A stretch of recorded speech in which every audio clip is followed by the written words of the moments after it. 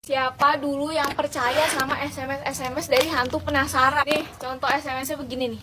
Gue dulu percaya sama yang begini-beginian. Suatu hari gue dapet nih SMS ya kan, tapi isinya bukan yang kayak tadi. Isinya tuh korban kecelakaan, terus harus nyebarin ke 10 kontak yang ada di HP gue. Kalau enggak, jam 12 malam bakal ada di jendela kamar gue. Jendela kamar gue itu nggak ada jendelanya. Cuma permasalahannya dulu pas SD, gue tuh sama abang gue tidurnya depan ruang TV. Jadi gelar kasur di depan TV, dimana di ruang TV itu ada jendelanya. Jadi di situ gue takut tuh.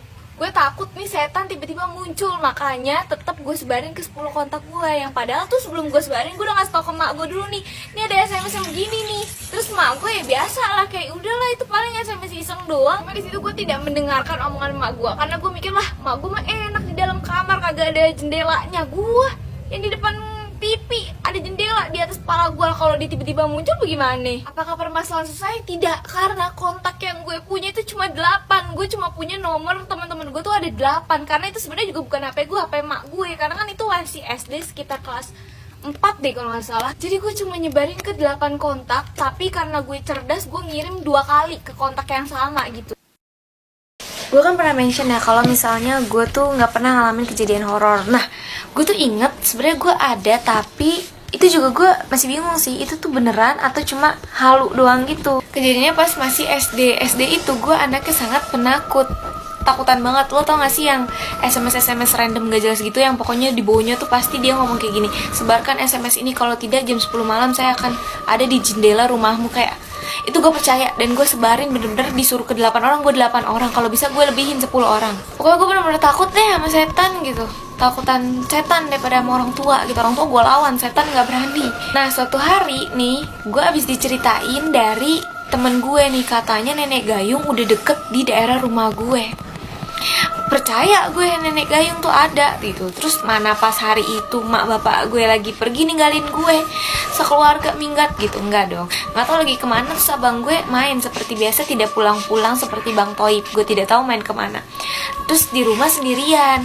Nah balik sekolah sepi banget daerah rumah gue. Ini BTW kejadiannya di rumah gue yang lama. Pas nyampe rumah adem ayem aja tuh, sepi kan. Rumah gue nyalain TV biar rame aja gitu. Padahal mah gue juga gak nonton.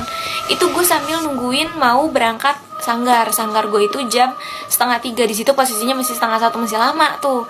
Gue nonton TV, nonton FTV itu ya, di SCTV. Itu bener-bener suasananya ngedukung banget. Lagi sepi-sepinya juga tuh daerah rumah gue. Gue gak tahu kenapa biasanya rame gitu, motor-motor lewat. Ini tuh kayak jarang banget motor lewat. Lagi TV-nya iklan nih, kan diem kan, gak tau mau ngapain, gabut, gak punya HP dulu kan.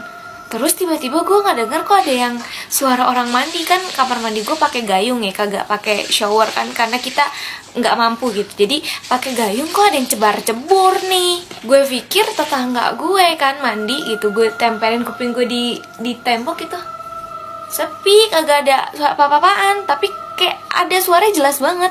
Terus gue jalan ke arah kamar mandi gue liat gini, nggak ada suaranya, langsung hilang. Pas lihat kamar mandi gelap, tidak ada suara, tidak ada apa-apa, langsung semua bulu gue keangkat, merinding gue. Enggak semua bulu ketek kan, enggak, bulu tangan sama bulu kaki gue langsung merinding.